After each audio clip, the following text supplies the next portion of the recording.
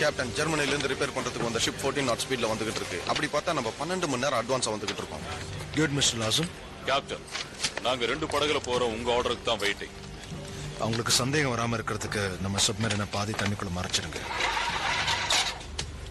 Sir, நம்ம boys attack பண்ண கிளம்பிட்டாங்க. Okay sir. ஒருவேளை இது ஒர்க் அவுட் ஆகலைன்னா அந்த ஜெர்மன் நீர்மூழ்கியை நான் க்ளோஸ் பண்ணிடுவேன். அதுக்குள்ள நாங்க வந்துடுவோம். Very good.